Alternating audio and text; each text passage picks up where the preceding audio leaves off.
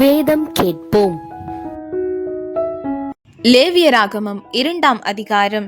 ஒருவன் போஜன பலியாகிய காணிக்கையை கர்த்தருக்கு செலுத்த வேண்டுமானால் அவன் காணிக்கை மெல்லிய மாவா இருப்பதாக. அவன் அதின் மேல் எண்ணெய் வார்த்து அதின் மேல் தூபவர்க்கம் போட்டு அதை ஆரோனின் குமாரராகிய ஆசாரியர்களிடத்தில் கொண்டு வருவானாக.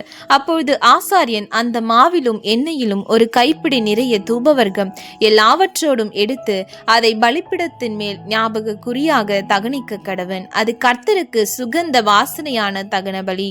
அந்த போஜன பலியில் மீதியா இருப்பது ஆரோனையும் அவன் குமாரரையும் சேரும். கர்த்தருக்கு இடும் தகன பலிகளில் இது மகா பரிசுத்தமானது.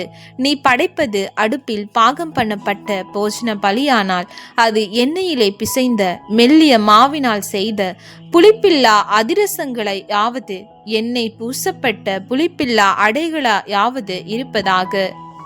நீ படைப்பது தட்டையான சட்டியில் பாகம் பண்ணப்பட்ட போஜன பலி ஆனால் அது எண்ணெயிலே பிசைந்த புளிப்பில்லா மெல்லிய மாவினால் செய்யப்பட்டதா இருப்பதாக. அதை துண்டு துண்டாக பிட்டு அதின் மேல் எண்ணெய் வார்ப்பாயாக. இது ஒரு போஜன பலி. நீ படைப்பது பொரிக்கும் சட்டியில் பாகம் பண்ணப்பட்ட போஜன பலி ஆனால் அது எண்ணெயிலே பிசைந்த மெல்லிய மாவினால் செய்யப்படுவதாக. இப்படி செய்யப்பட்ட போஜன பலியை கர்த்தருக்கு செலுத்துவாயாக. அது ஆசாரியனிடத்தில் கொண்டு வரப்படும் போது அவன் அதை பலிபீட தண்டையில் கொண்டு வந்து அந்த போஜன பலியில் இருந்து ஆசாரியன் ஞாபக குறியாக ஒரு பங்கு எடுத்து பலிபீடத்தின் மேல் தகனிக்க கடவன். இது கர்த்தருக்கு சுகந்த வாசனையான தகன பலி. இந்த போஜன பலியில் மீதியானது ஆரோனையும் அவன் குமாரரையும் சேரும்.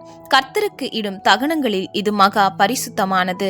நீங்கள் கர்த்தருக்கு செலுத்தும் எந்த போஜன பலியும் புளித்த மாவினால் செய்யப்படாதிருப்பதாக. புளித்த மாவுள்ளதொன்றையும் தேனுள்ளதொன்றையும் கர்த்தருக்கு தகன பலியாக தகனிக்க வேண்டாம். முதற் கனிகளை காணிக்கையாக கொண்டு வந்து அவைகளை கர்த்தருக்கு செலுத்தலாம். ஆனாலும் பலிபீடத்தின் மேல் அவைகள் சுகந்த வாசனையாக தகனிக்கப்படலாகாது. நீ படைக்கிற எந்த போஜன பலியும் உப்பினால் சாரமாக்கப்படுவதாக.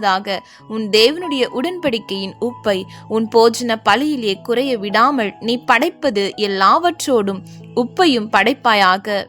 முதற் பலன்களை போஜன பலியாக நீ கர்த்தருக்கு செலுத்த வந்தால் நிறைந்த பச்சையான கதிர்களை நெருப்பிலே வாட்டி உதிர்த்து அதை உன் முதற் பலனின் போஜன பலியாக கொண்டு வர கடவாய்.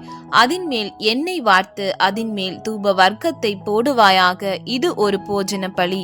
பின்பு ஆசாரியன் உதிர்த்த தானியத்திலும் எண்ணெயிலும் எடுத்து ஞாபக குறியான பங்கை அதன் தூபவர்க்கம் எல்லாவற்றோடும் கூட தகனிக்க கடவன். இது கர்த்தருக்கு இடும் தகன பலி.